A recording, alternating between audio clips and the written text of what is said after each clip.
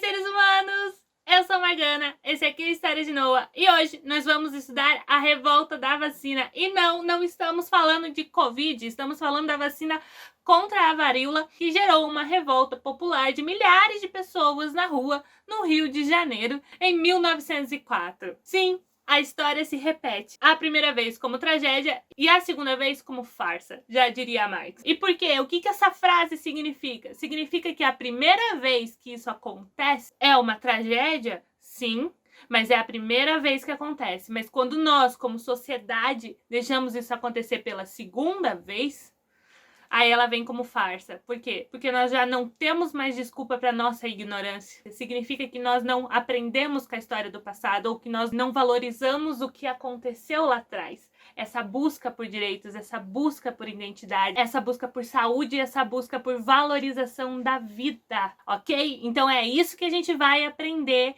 nessa aula de hoje quando estudarmos a revolta da vacina. Então, vamos lá para mais uma frase clichê da vida, qualquer semelhança com a realidade é mera coincidência. Contém sarcasmo, tá bom, gente?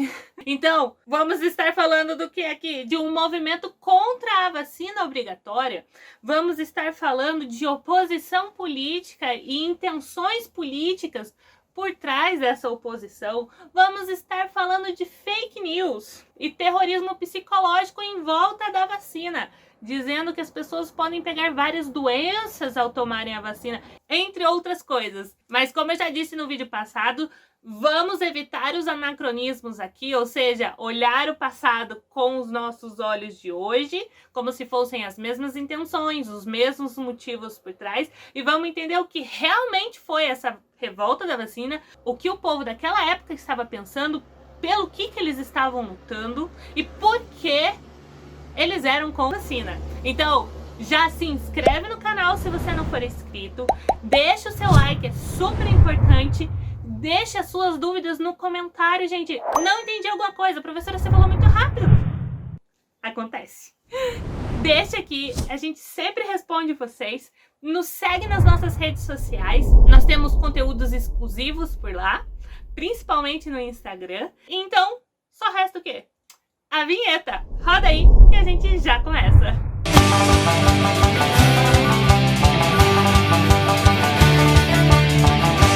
A revolta da vacina, então, vai acontecer em 1904, do dia 10, mais ou menos, de novembro até o dia 18 de novembro. E ela vai acontecer por vários motivos. Primeira coisa que você precisa entender: a República acabou de fazer 15 anos. É tudo ainda muito novo. Essa revolta ela vai acontecer, então, na cidade do Rio de Janeiro, que na época era a capital federal. Então, era a sede política do nosso país. E 80% dessa população do Rio de Janeiro, ela não votava. Os outros 20% tinham direito a votar, mas a maior parte deles não exercia esse direito, porque eles não viam a funcionalidade.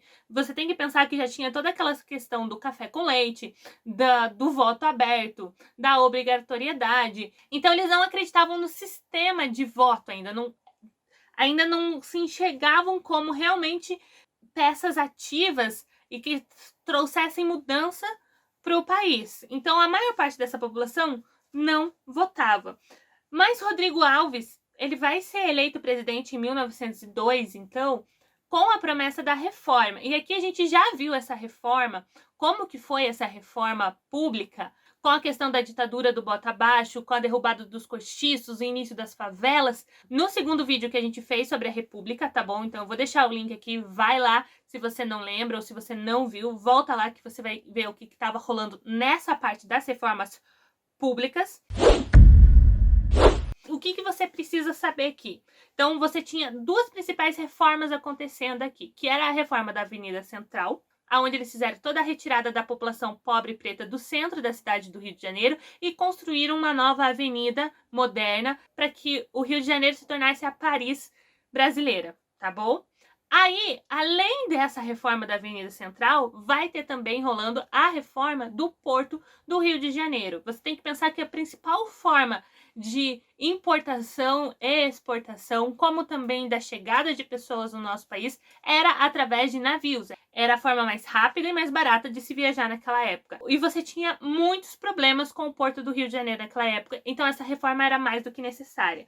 E essas reformas, tirando todos os problemas sociais que ela vai causar, que a gente já falou bastante no outro vídeo, ela vai gerar muitos empregos. Por quê? Porque só na obra da Avenida Central, por exemplo, nós vamos ter 1.800 trabalhadores e na obra do Porto nós vamos ter 200 trabalhadores. Então essas obras, elas vão gerar muito trabalho. Não significa que se tem trabalho, eles são bem pagos, tá bom? Esses trabalhadores, eles não eram bem pagos. O que significa não ser bem pago, professora? Significa receber menos do que o custo de vida, ou seja, menos do que eles precisavam para conseguir comprar comida, pagar aluguel, pagar transporte, esse tipo de coisa básica que você precisa para viver, tá bom? Além dessas reformas físicas na cidade, você vai ter a reforma de saúde. Por quê? Porque a cidade do Rio de Janeiro estava passando por 3 epidemias. Não confunda, não é pandemia, não estamos falando de coronavírus e todo esse caos que a gente está vivendo agora, tá? Estamos falando de doenças, sim, que atingem milhares e milhões de pessoas, mas de uma forma mais fácil de ser controlada. Quais eram essas 3 principais epidemias que o Rio de Janeiro estava sofrendo naquele período? A peste bubônica, a varíola e a febre amarela. Então, a maior parte delas, por exemplo, como a peste bubônica, era ocasionada pela questão da higienização, porque as pessoas pobres não tinham lugares para morar, então elas moravam amontoadas. Lembra que a gente falou sobre o cortiço? Às vezes uma família de 8 pessoas em um quarto, tipo o meu quarto, né? Que não sei se aí para você tem a impressão de ser grande, mas não tem, tá bom? Aqui tem essa estante que é barra guarda-roupa, aqui tem o nosso beliche e ali é a porta de saída. Então assim, não é nada grande isso aqui. Agora você imagina uma família de 8 pessoas morando nesse quarto aqui. E aí mais uma família de 6 pessoas morando no quarto da minha mãe. E essas duas famílias dividindo as áreas comuns, como a sala, os banheiros e a cozinha. Era assim que eles viviam. Então, era muito difícil de você ter um local higienizado. Sem falar que essas casas eram extremamente antigas, mal ventiladas, não pegava sol. Então, sim, eram locais insalubres, onde as pessoas sofriam muitos acidentes. Não era um local que as pessoas queriam morar, era um local onde elas precisavam morar, aonde elas conseguiam pagar para morar. E isso era algo que incomodava bastante as pessoas pobres da cidade do Rio de Janeiro. Tanto que, em 1902, mais ou menos, foi feito um abaixo-assinado pedindo para o governo, para o prefeito da cidade, a construção de casas, porque ele foi eleito com a questão das reformas públicas, então você sabia que ia ter uma grande migração de pessoas vindo para o Rio de Janeiro para trabalhar na cidade, em busca de trabalho, e essa população pobre estava pedindo que o governo desse para elas locais seguros, saudáveis para eles morarem. E é claro que o governo fez nada. Quando chega 1903, eles começam então as desapropriações, que vão ser feitas com as brigadas sanitárias. Eu sei que parece um nome estranho, mas basicamente se você já leu Harry Potter e a Ordem da Fênix, você sabe o que é uma brigada. Lá é a brigada inquisitorial, liderada pelo Malfoy e sua trupe, mas aqui vai ser a brigada sanitária, que é basicamente esse grupo de fiscalização. Vai ter um chefe, 5 guardas mata-mosquitos, alguns operários de limpeza pública e todos eles vão ser acompanhados por policiais. Por quê? Porque eles invadiam a casa das pessoas, tiravam elas da casa e começavam a fazer a fiscalização, mexendo nas coisas das pessoas e jogando fora o que eles achavam que podia transmitir alguma doença ou que não era higiênico o suficiente. Eles exigiam reformas, eles removiam doentes e eles interditavam essas casas, ou seja, dependendo do caso, eles tiravam as pessoas de dentro com todos os seus pertences e falavam: aqui vocês não moram mais, e fechavam aquela casa. E a pessoa tinha que, do nada, de uma hora para outra, ter que arranjar outro lugar para viver. Era dessa forma que eles faziam. E, sim, caso você falasse, não, me dá mais tempo, ou não, isso aqui é artigo de família, eu quero guardar, isso aqui é meu, você não pode jogar fora, tinha os policiais ali para te reprimir de forma violenta, se fosse necessário. Então, só para você ter uma ideia, só em 1904, no segundo semestre, as brigadas sanitárias visitaram 153 ruas, 110.224 domicílios e eles expediram 12.971 intimações e interditaram 626 casas. Então, pensando aí que essas casas eram cortiços ou casas de cômodos, que você vai ter várias, pelo menos 2, 3, 4, 5 famílias morando ali, se são 626 casas, você pode jogar por baixo pelo menos 2.000 famílias aí que estavam desabrigadas. Então, quando chega 1904 e eles vão começar a vacinação contra a varíola, o povo já tá para lá de Bagdá com o governo. E o que vai acontecer? A vacinação não é algo novo no Brasil, tá? Já existia vacinação no Brasil desde 1837. Alguns anos depois, ela surgiu de forma obrigatória, então, que era obrigado todas as crianças a tomarem até 5 anos. Depois, eles começaram a falar que todos os adultos eram obrigados a tomarem, mas as pessoas não tomavam. O governo não tinha nenhuma forma de realmente obrigar a pessoa a ir lá e tomar. Quando o governo volta com essa ideia de, olha, estamos no meio do surto, então o que a gente vai fazer? A gente vai vacinar toda a população do Rio de Janeiro de forma obrigatória. A gente vai fazer isso de forma efetiva dessa vez. Vai surgir, então, na Câmara dos Deputados e nos jornais, na mídia da época, vários opositores. E por que eles vão se opor?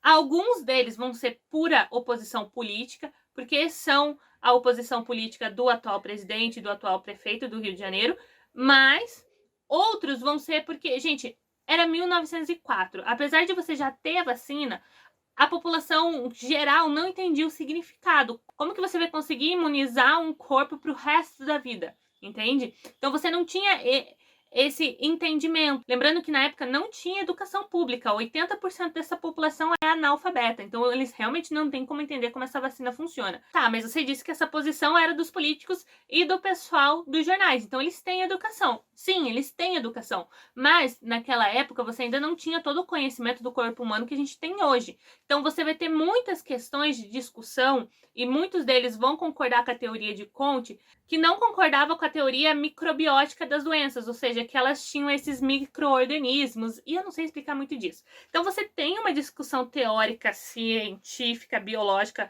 ocorrendo de um lado, e você tem outra questão aqui, porque naquela época, para a população comum, a saúde não era uma área que o governo deveria interferir. Isso era ação religiosa, espiritual. Então o governo não tinha que determinar se eu tomo ou não um remédio. Isso não é da conta do governo. Não é uma área que o governo tenha que chegar. O que é completamente diferente do nosso pensamento hoje em dia. E aí, então, você vai ter essa oposição ao governo na mídia e na Câmara, que vai começar, então, a propagar literalmente um terrorismo ideológico aqui, onde eles vão fazer várias reportagens de jornal e imprimir vários panfletos dizendo que a vacina causava convulsões, diarreias, gangrenas, até sífilis, meningite. Vai chegar até o caso de eles dizerem que a vacina era a própria doença, que quando você fosse tomar a vacina, o governo ia estar injetando em você a própria varíola para te matar. Aí você fala: meu Deus, professora, isso é a maior teoria da conspiração do universo. Como que eles puderam acreditar nisso? Bom, primeiro, era bem fácil para eles acreditar que o governo queria matar todos os pretos e pobres do Brasil, porque era o que eles vinham fazendo desde que a República se iniciou. Ele não se tinha nenhum tipo de valorização da vida de pobres no Brasil para os políticos da Primeira República. Eles eram simplesmente materiais descartáveis, mão de obra barata. Se você morrer, tudo bem, só substitui. Para eles era muito fácil acreditar nesse descaso do governo e nessa tentativa de eugenia da população. Principalmente porque você tem o racismo científico muito forte nesse período. Mas a gente também já falou dele no segundo vídeo dessa playlist. Ele é muito forte nesse período. Então, sim, para eles é muito fácil acreditar que o governo quer fazer isso, quer eugenizar. E aí, você também não pode julgar muito, né? Porque quando eu dava essa aula antes de 2020, era muito difícil explicar para os meus alunos como é que a população não entendia que a vacina era boa. Por mais que eu pontuasse, a maior parte deles era analfabeta, eles nunca estudaram biologia na escola, o governo não deu nenhum tipo de educação para eles explicando o que era essa vacina, só disseram: ó, você vai tomar, eu vou aparecer com polícia na sua casa e você vai tomar. Agora, você, queridinho aí, ó, que tá assistindo, passou por 2020, 2021. Você tá vendo toda a treta que a gente tá tendo aí, ó. 116 anos depois da revolta da vacina, a gente tá tendo todos esses problemas e todas essas teorias da conspiração surgindo aí por causa da vacina do Covid. Então, você consegue entender como é muito fácil você espalhar uma fake news e fazer com que tenha todo um movimento de uma parte da população que fala: eu não tô nem aí, isso é obrigatório e eu não quero tomar, tá bom? Mas, perceba, sem anacronismo aqui, hein? Os motivos deles para se revoltarem lá atrás são bem diferentes dos motivos de agora. Apesar de ter fake news, oposição política e tudo mais, não se compara as duas situações, tá bom? Então, voltando para 1904. Além disso, você vai ter uma questão com a vacina. A vacinação, ela pedia que as mulheres desnudassem os seus braços, né, para aparecer as veias, ou os seus colos. O colo, gente, não é decote, tá bom? Não é seio. É essa parte aqui só, até esse ossinho aqui e o pescoço. E aí, era 1904, gente, as meninas não faziam isso, tá bom? Os médicos com a polícia iam aparecer na casa, o chefe da família não estaria lá e eles dariam essa vacina nas mulheres sem a presença do homem da casa. E isso, para essa população brasileira, era uma desonra. Primeiro, como assim ela vai desnudar o braço na frente de homens que não fazem parte da família? Segundo, como é que eu vou garantir que esses mesmos homens, esses policiais, esses médicos que vão entrar dentro da minha casa não vão desonrar a minha mulher e as minhas filhas? Terceiro, mesmo que eles não desonrem, como é que eu vou garantir que elas não fiquem mal faladas pelos nossos vizinhos que vão ver um bando de homem entrando na casa e eu não estando lá? Então, a questão da luta contra a obrigatoriedade da vacina também vai virar uma luta pela honra da família. Então, assim, essa população ela vai estar com medo dessa vacina, porque eles não entendem, eles também vão estar revoltados com todos esses desrespeitos que o governo vem atingindo essa população mais pobre desde 1903, na cidade do Rio de Janeiro. Eles vão se reunir primeiramente no Centro das Classes Operárias, eles vão fazer uma reunião, eles vão debater esse assunto entre eles, vão ter falas em torno da proteção, da honra da família, e eles vão trazer à tona, né, todos os movimentos que eles fizeram antes de abaixo-assinado, com 15 mil assinaturas pedindo a não obrigatoriedade da vacina, e de como eles não foram atendidos por isso, o pedido para a construção de moradias mais higiênicas, que o governo também não atendeu. E eu acho bem interessante essa fala que vai ter de um desses homens que vão discursar nessa reunião, onde ele vai falar que ele não vai recorrer à Constituição, porque a Constituição não atende a eles, mas que eles vão recorrer sim ao direito da legítima de defesa e que eles vão fazer essa ação através de armas, ou seja, se eles precisam ir para a rua, se eles precisam combater o governo, se eles precisam combater os policiais que vão invadir a casa deles e eles vão precisar de arma, então, para combater esses policiais, eles vão combater, porque eles vão proteger a honra da família deles até a última instância.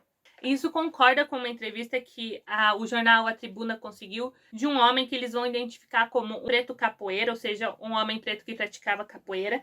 Esse homem, quando ele estiver dando essa entrevista, ele vai chamar o repórter de cidadão, então você já percebe essa construção dessa ideia de cidadania, de participação política nessa população durante essa revolta, e ele vai dizer que o motivo para eles estarem fazendo essa revolta é para, abre aspas, não andarem dizendo que o povo é carneiro. De vez em quando, é bom a negrada mostrar que sabe morrer como homem. O mais importante era mostrar ao governo que ele não põe o pé no pescoço do povo. Então, o que vai ser essa revolta? Vão ser manifestações. As pessoas vão para a rua, vão se reunir em grupos grandes de 2.000, 4.000 pessoas, para se manifestar contra a vacinação obrigatória. Porque Oswaldo Cruz, que era médico e diretor do Serviço de Saúde Pública do Rio de Janeiro, ou seja, responsável por toda essa higienização que estava acontecendo na cidade, ele que vai ser responsável por montar esse regulamento de como tornar essa vacina obrigatória. E basicamente, o atestado de vacinação, então, ele deveria ter firma reconhecida em cartório e ele seria exigido para matrícula em escola, para empregos públicos, domésticos, para empregos em fábricas, para hospedagem em hotéis, para contratar aluguel de casas de cômodo, para viagens, para casamento, para votar, ou seja, para tudo. Você ia ter que comprovar que você tomou essa vacina. Então não ia ter mais como você ignorar que a vacina era obrigatória. Tá, professora, mas já não é assim hoje? Né? Quando a sua mãe vai fazer a sua matrícula na escola, ela tem que levar o certificado de vacinação. Se tiver faltando vacina, ela não consegue fazer a sua matrícula. Ela tem que te levar no posto, você tem que tomar as vacinas que faltam, recebe o certificado e aí ela leva na escola e faz a sua matrícula. Então, por que eles se rebelaram tanto contra isso? Porque, gente, eles não entendiam o que era vacina, porque você tinha todo esse terrorismo ideológico sendo feito e porque o governo não se preocupou em educá-los. Entende? O governo simplesmente determinou: vocês vão tomar, eu vou entrar com a polícia na tua casa e você vai tomar. Então, eles não estão necessariamente se rebelando contra a vacina, eles estão estabelecendo limites para o que o governo pode e o que o governo não pode fazer. Então, quando sai no jornal a notícia, de forma não oficial, esse regulamento que o Oswaldo Cruz fez, a população vai se revoltar. E aí eles vão para a rua nessas manifestações com várias pessoas. Então vão ser manifestações com comerciantes, operários, moços militares, estudantes, entre outras pessoas. Uma grande parte da população do Rio de Janeiro está participando desses protestos. Vão ser protestos com 2.000, 4.000 pessoas, onde o posicionamento do governo vai ser mandar a polícia entrar em combate físico com essa população para dispersá-los. Então, sim, eles vão ir com cacetete, com armas, eles vão chegar a atirar contra essa população para que essa população desista de se manifestar, exigindo que o governo não tem direito de invadir a sua privacidade e corromper o corpo dos seus familiares. É claro que, a partir do momento que a polícia age de forma violenta, a população vai reagir. Então, vão ter vários confrontos físicos com a polícia, que vão gerar algumas mortes e vários feridos. Dos números que a gente tem dos feridos, a gente sempre tem a quantidade exata dos policiais que foram feridos e nenhum número para a população normal. Então, o governo nem se dava ao trabalho de ver quantas pessoas da população se feriram nessas manifestações. Eles sempre só contavam o órgão repressor, que era a polícia. Mas mesmo com a polícia se envolvendo nisso, a população vai continuar indo para a rua até que no dia 13 o Ministério da Justiça vai sentar para rever esse código do Oswaldo Cruz e, por causa dessas manifestações, então, vai determinar que a vacina não vai ser mais obrigatória, que eles não vão mais fazer essa invasão das casas. Mas os protestos não vão parar, porque, gente, protesto é aquela coisa, né? Ela começa por um motivo e vira várias outras coisas. Então, começou por causa da revolta da vacina, mas daí vão surgir vários descontentamentos com o governo a partir disso. Então as pessoas vão começar a se rebelar contra a vacina, contra a violência da polícia, contra a violência do governo que manda a polícia confrontar a população, vão se manifestar contra o aumento de preços dos bondes e dos gasômetros. Então você vai ter muita depredação de bondinhos durante essas manifestações e dos gasômetros. Você vai ter uma parcela dos militares também se rebelando diretamente contra o governo atual, pedindo então a substituição desse governo.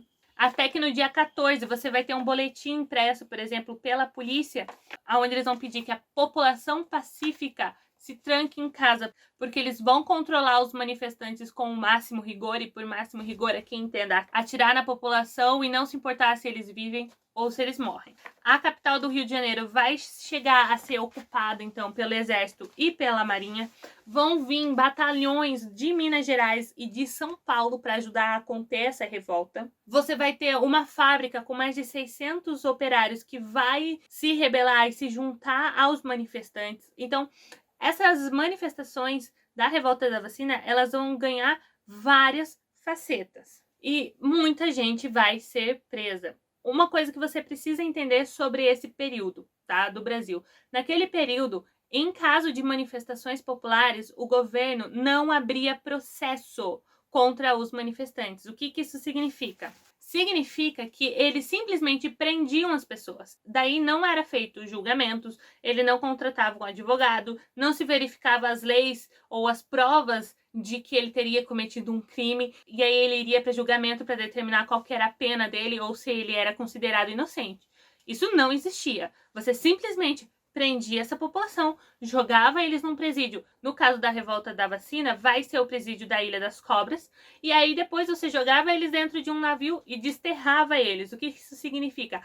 Mandava eles para longe do Rio de Janeiro, para qualquer lugar do Brasil, onde eles fariam trabalhos forçados. No caso desse período, o principal local que eles enviavam era para a Amazônia, lá na construção da ferrovia da Madeira Marmoré, aonde, se eles não morressem nessa viagem, nesses navios que eram completamente insalubres, eles provavelmente morreriam lá, porque eram trabalhos completamente perigosos também. Mas a gente fala mais disso mais pra frente. Então, na revolta da vacina, foi aberto processo apenas contra os líderes do movimento. Mas como não foi um movimento que tinha líderes, né?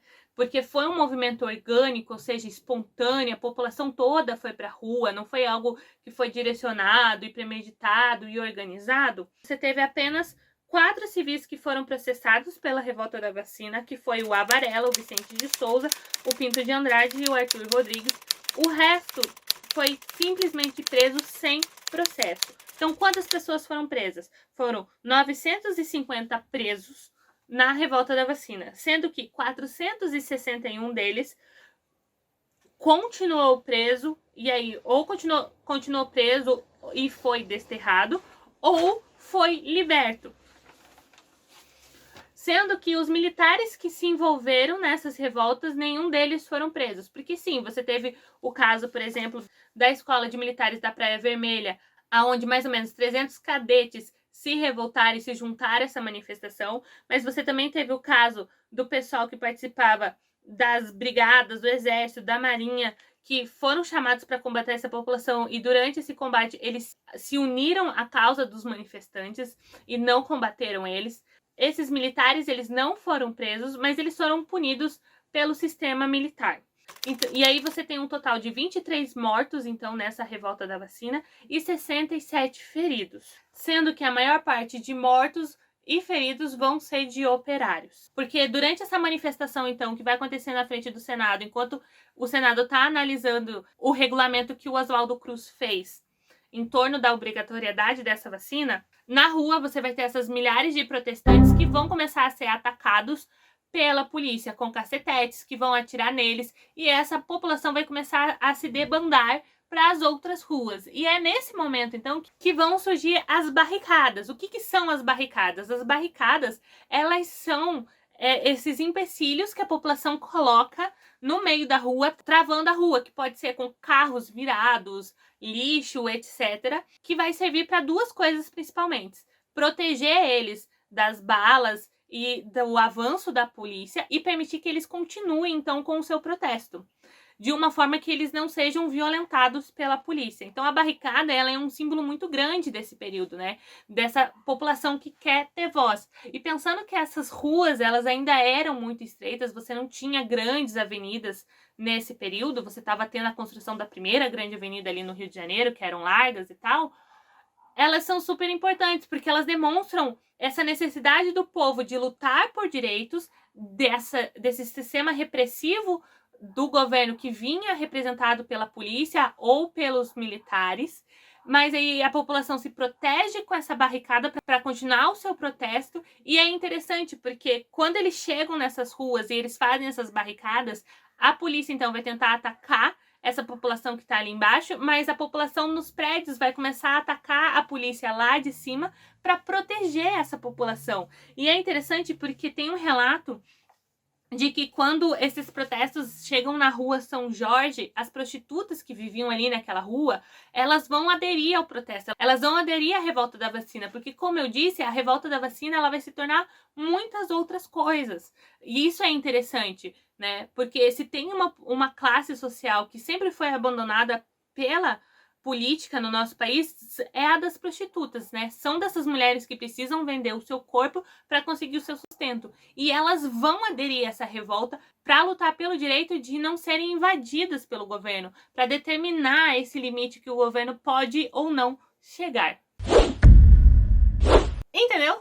Então foi isso que foi a revolta da vacina. Foi uma luta, gente, por limites, estabelecer limites para o que o governo poderia ou não fazer com a população, que partiu sim da população mais pobre e da população preta do Rio de Janeiro, mas também é uma luta por uma vida digna e por moradia digna no Rio de Janeiro. Você tem que entender, eu fiz em vídeos separados, mas ao mesmo tempo que tá rolando a reforma do Rio de Janeiro, que é lá do vídeo 2, tá rolando essa vacinação também do Rio de Janeiro. Então é essa luta por dignidade dessa população miserável do Rio de Janeiro, como também uma manifestação de insatisfação com esse governo, gente. Esse governo que não ouve, desse governo que age com violência, que impõe a sua vontade, que impõe a sua modernidade, que impõe o seu ideal de civilidade e que não pergunta para a população e que se diz uma república, a voz de todos, a voz do povo, mas que não ouve esse povo. E a revolta da vacina, então, é essa representação da voz desse povo e dessa luta para eles serem ouvidos, tá? Não importa muito aqui se o motivo era certo ou não, se a vacina era efetiva ou não. A gente sabe que a vacina era efetiva. A gente sabe que a vacina ia preservar vidas, mas a revolta fala mais sobre a violência do governo, da falta da educação do governo, da falta de preocupação de educar a população, de conversar com a população e simplesmente querer impor a sua vontade como absoluta, como verdadeira, impedindo esse povo de participar politicamente. Ou seja, não era uma república. E aí você tem esse símbolo mágico das barricadas, que não vão estar presentes só no Rio de Janeiro nesse período, mas vão estar em várias grandes cidades, principalmente Paris, como essa grande representação da voz dessa população. Por quê? Porque ao eles colocarem essas barricadas e trancarem essas ruas e impedirem o acesso da polícia, que é esse grande símbolo de violência e de repressão do governo, ao impedirem que a polícia chegasse para bater neles, para matá-los, para prendê-los, eles têm agora essa possibilidade de continuar pedindo, de continuar falando, de continuar se fazendo ouvir, porque agora o governo não consegue mais reprimi-los. Então, as barricadas vêm como esse grande símbolo desse poder, dessa sociedade que se junta para falar, para se fazer ouvir, e eles são ouvidos. É claro que o ideal aqui não vai acontecer, né? Muita gente vai ser presa, muita gente vai ter a sua história mudada para sempre, muita gente vai viver numa forma de escravidão. Essa revolta é um grande símbolo dessa voz que está se tornando potente nessa república, dessa sociedade que está começando a criar esse imaginário, esse sentido do que é ser cidadão de um país e de que ele merece ser ouvido e de que ele vai se fazer ouvir através da coletividade, do coletivo, para que a vida nessa república, entre muitas aspas aqui, seja igualitária, seja digna, seja para todos realmente. Então, essa foi a história da revolta da vacina. Semana que vem nós voltamos, então, com a história da revolta da Chibata, que foi uma revolta negra em torno de direitos. Então, volta aqui semana que vem para mais essa aula, para a gente continuar entendendo essa república através dos movimentos sociais. Espero vocês. Não se esqueça de curtir se você ainda não curtiu, compartilhar com seus amigos. Beijinho, amo vocês. Até a próxima aula. Tchau!